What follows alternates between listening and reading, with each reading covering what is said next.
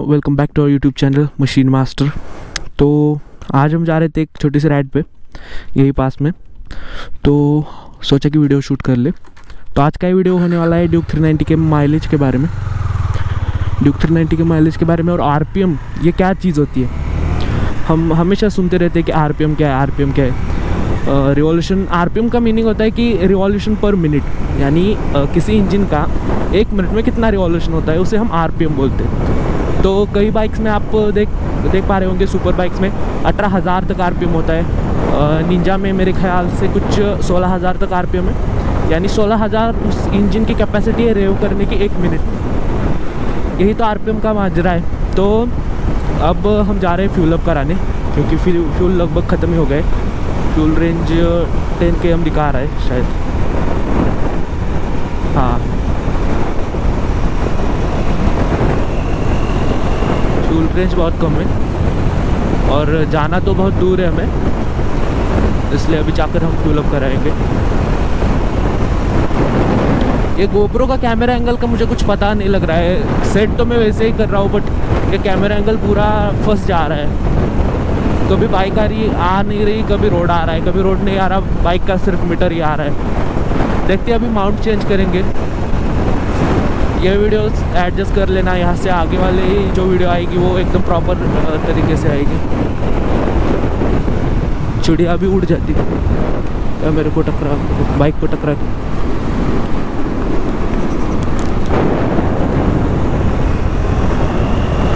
तो आज हम बताने वाले हैं कि माइलेज कैसे बढ़ाए बाइक का, या अच्छा माइलेज कैसे बाइक से निकाले। उसके लिए कुछ ऐसा खास मॉडिफिकेशंस वगैरह नहीं है, जस्ट एक चलाने के तरीके में बदलाव करना है। वो कैसा रहेगा मैं बताता हूँ। अभी सामने फ्यूल पंप आ रहा है,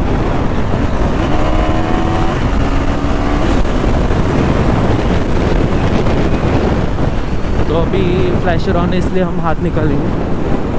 ओके,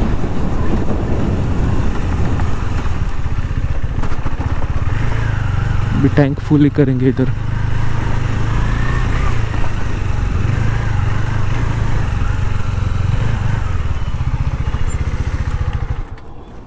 दो मिनट, अभी टैंक फुल करने के बाद कैमरा ऑन करेंगे, क्योंकि टाइम तो जाने वाला है इधर।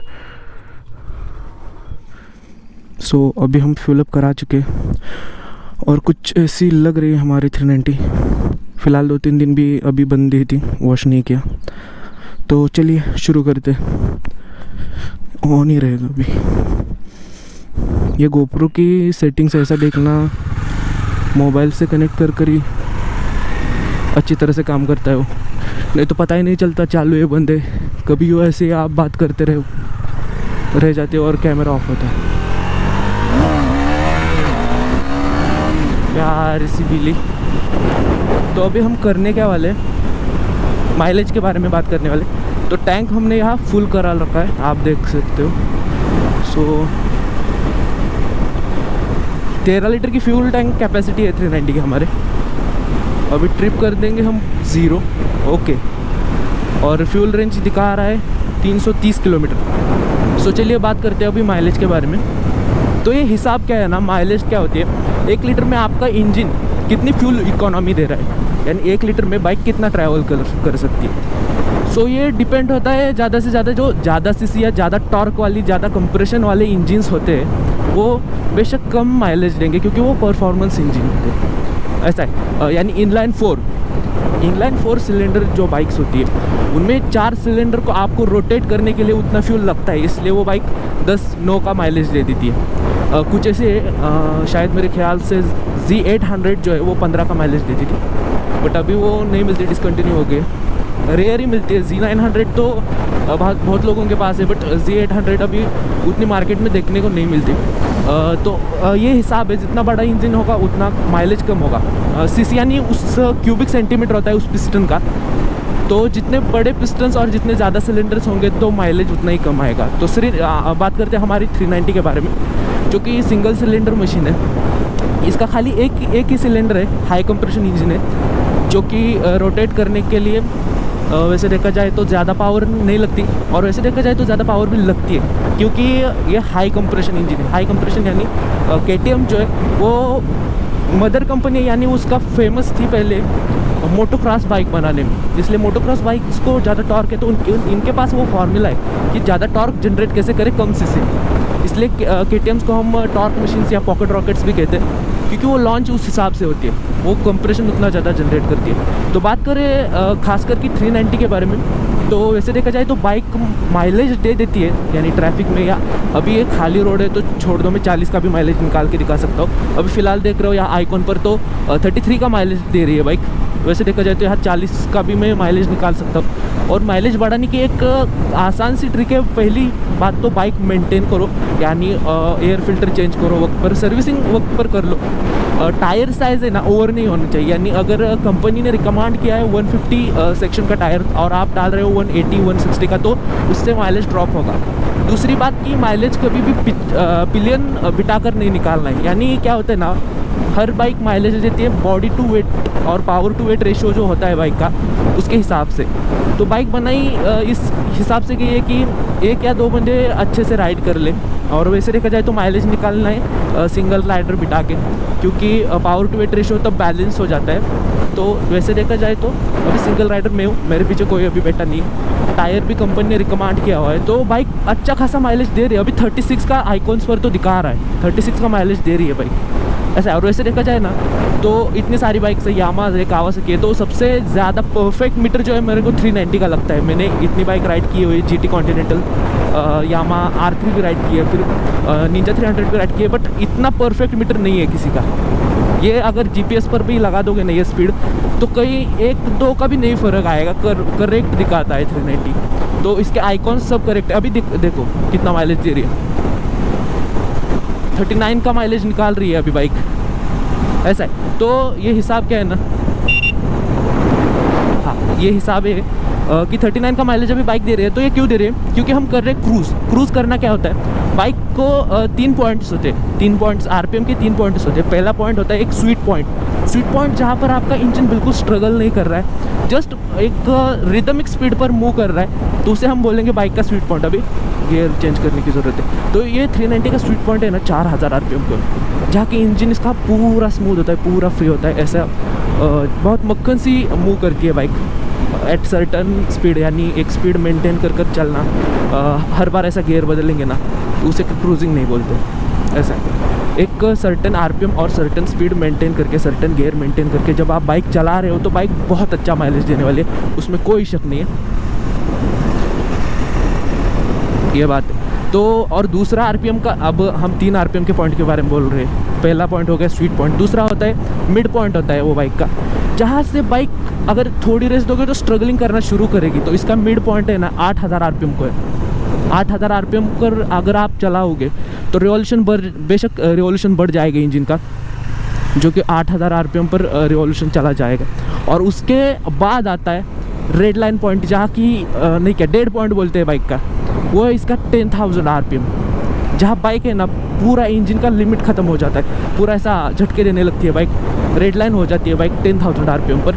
तो आप अगर ये 4000 RPM, 4000 से जो 5000 RPM के बीच में बाइक ऐसे क्रूज़ करते हुए चलाओगे, ऐसे देखो ये 6 गियर डाल दिए मैंने, बाइक एक मीडियम स्पीड पर चल रही है, पूरी तरह क्रूज़ कर रही है, तो बहुत अच्छा माइलेज निकल के आ रहा है। 40 का माइलेज दे रहे हैं 390, ऐसा है। बाइक पूरी मेंटेन इसलिए भी हो सकता है ये, और क्रूजिंग कर रहा हूँ इसलिए भी। एक राइडिंग के स्टाइल में अगर आपने चेंज किया ना तो बाइक बेशक बहुत ज़्यादा माइलेज देगी, इसमें कोई डाउट नहीं है कि बाइक बहुत ज़्यादा माइलेज देगी।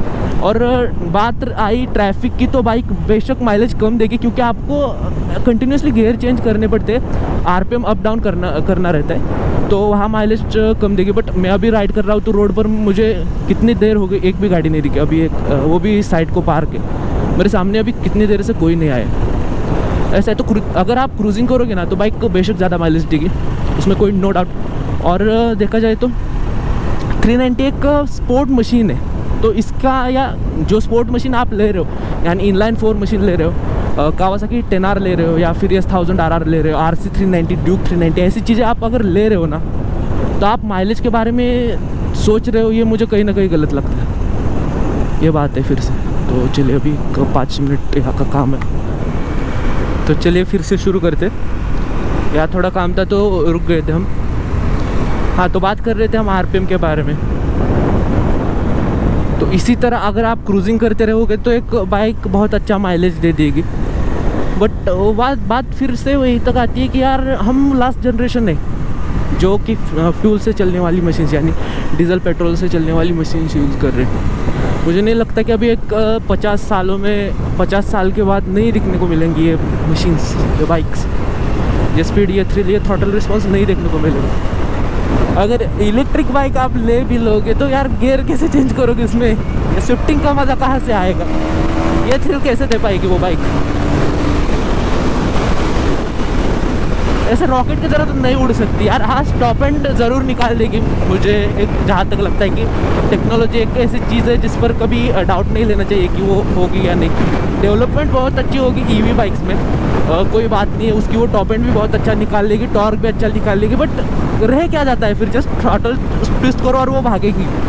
ऐसा नहीं कि गियर शिफ्टिंग वगैरह होगा उसमें। तो अभी फ़िलहाल तो माइलेज के बारे में सोचना मुझे कहीं वर्थ इट नहीं लगता, क्योंकि हम ये जो लीटर क्लास बाइक ओन करते हैं 4-5 लाख, या फिर वैसे देखा जाए तो अगर आप लीटर क्लास बाइक ओन कर रहे हो तो 20-25 लाख तो लग ही जाते हैं आपकी उस बाइक में। तो एक लाइफ है यार, एक लाइफ में उसमें भी माइलेज की बात करेंगे, सेविंग्स की बात करेंगे तो वो मुझे कहीं ना कहीं गलत लगता है। सेविंग्स करने से ज़्यादा अर्निंग बढ़ाना कहीं ना कहीं बेस्ट रहता है। और बात करें वैसे 390 के बारे में तो कभी कभार sometimes it's may be good, sometimes it's may be shit. तो कभी माइलेज अच्छा दे देती है, ऐसा नहीं कि ये फिक्स है उतना ही माइलेज देगी वगैरह। कभी कभार तो 10 का भी माइलेज निकाल दिया है बाइक ने मेरे। 390 चीज़ें ऐसी, और 390 करते क्यों रहता है कि ये तो यार एक ऐसी मशीन है ना, इतनी प्रीमियम में इतना अच्छा ब्रेकिंग है, near to super bike feel दे देती है बाइक। ऐसा है, near to super bike feel देगी आपको, वो मज़ा देगी, वो ब्रेकिंग पावर उतनी अच्छी है उसकी। बट बात करें वो बिल्ड क्वालिटी है ना, ये मटेरियल की,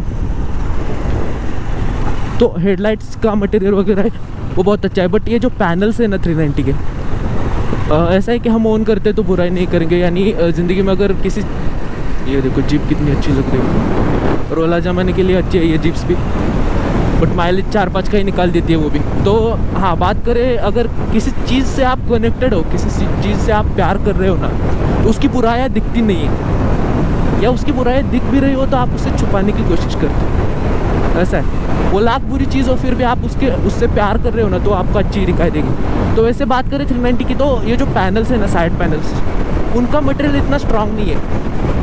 ऐसा है, वो उसे क्रैक्स आ जाते हैं या कहीं अगर ऐसे टच हो जाती है ना, फाइबर बहुत अच्छी क्वालिटी का है, उसके बारे में कोई इशू नहीं। बट ये जो मटेरियल है ना पैनल्स का वगैरह, या फिर 390 में जो बम्पर्स आ रहे हैं ना छोटे छोटे, तो वो क्या होना है, क्रैश के वक्त नहीं सर्वाइव कर पाते।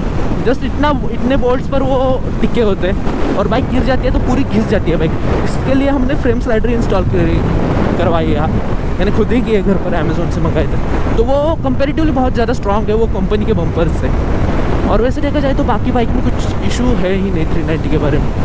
ऐसा है, इसके कंपेटिटर्स जो है ना, देखा जाए तो इस 390 4 लाख तक आ जाती है अभी, 4 लाख यानी 3,80,000 समथिंग। तो देखा जाए तो इसके कंपेटिटर्स से कहीं ज़्यादा बेटर है, कॉन्टिनेंटल जीटी से कहीं ज़्यादा बेटर है। हाँ, हर बाइक का अलग पर्पज़ है। जीटी कॉन्टिनेंटल है कैफे रेसर कैटेगरी में, ये नेकेड स्पोर्ट्स नेकेड कैटेगरी में, निंजा 300 वो उसके अलग कैटेगरी है, स्पोर्ट टूरर। और देखा जाए तो R3, कहीं R3 है ना, R3 की उतनी देखा जाए तो यूनिट्स इंडिया में सेल ही नहीं हुई। अभी नई R3 लॉन्च हुई है, अगर पॉसिबल हुआ था उसके बारे में भी हम रिव्यू वीडियो बनाएंगे। पर 390 अभी फ़िलहाल है ना ट्रेंडिंग चीज़ है, आप देख सकते हो इंस्टा पर भी वगैरह वगैरह। तो 390 इतनी ट्रेंडिंग में है ना कि कुछ है। और ब्रेकिंग सिस्टम इतनी ज़बरदस्त है ना इस बाइक की कि बता ही नहीं सकते। ऐसा एक टैप कर दोगे ना पूरी बाइक रुक जाएगी, ऐसा है। तो देखा जाए तो आज के लिए बस इतना ही। आज के ब्लॉग में हमने बात की क्या माइलेज के बारे में, RPM के बारे में, ये सब चीज़ों के बारे में। थोड़ी इन्फॉर्मेटिव ब्लॉग थी आज की, ऐसा नहीं कि फ़न वगैरह ज़्यादा कुछ किया है हमने, जस्ट राइड करते करते ये देखो ऐसे कुत्ते सामने आ जाते हैं। तो इंडियन रोड्स की यही एक बुरी बात लगती है मुझे कि सडनली कोई भी सामने आ जाता है। उसके लिए ऐसा मशीन हाथ में होना चाहिए जैसे एक टैप पर रुक जाए। अभी बाइक जा रही है 6th गियर में, तो रुक गई। यही तो खास बात है 390 की। ब्रेकिंग के मामले में नहीं कोई हाथ पकड़ सकता इसका। और अगर आप इसको ब्रेम्बो कैलिपर वगैरह डाल रहे हो ना, और ये क्लच सेट, जो क्लच का सेटअप है, क्लच और ब्रेक लीवर्स का जो सेटअप है वो चेंज कर रहे हो, तो नेक्स्ट लेवल परफॉर्म करेगी। ये प्रॉपर एक ट्रैक टूल लगता है मेरे को। अगर आपने ज़्यादा कुछ मॉडिफिकेशन करवाना भी नहीं है इसमें, ट्रैक के लिए ये रेडी मशीन है खाली। तो यहाँ कॉर्नर एक बहुत अच्छा है।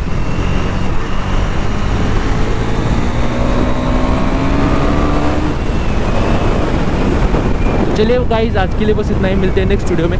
और देखा जाए तो यार अभी मैं 1-2-3 दिन फ्री नहीं था, बट यहाँ से आगे कंटिन्यूसली वीडियो पोस्ट होते रहेंगे 2 या 3 दिन के गैप में, क्योंकि काम भी करना रहता है मेरे को, बहुत सारी चीज़ें होती हैं। तो मिलते हैं नेक्स्ट वीडियो में। और हमारा वीडियो कोई भी वायरल नहीं जा रहा है अभी फ़िलहाल, तो वो बात है कि ओवरनाइट सक्सेस तो नहीं मिलेगा, बट लाइक करो, शेयर करो और 1K सब्सक्राइबर कंप्लीट कर दो गाइस। चलिए मिलते हैं नेक्स्ट वीडियो में। आज के लिए बस इतना ही, बाय।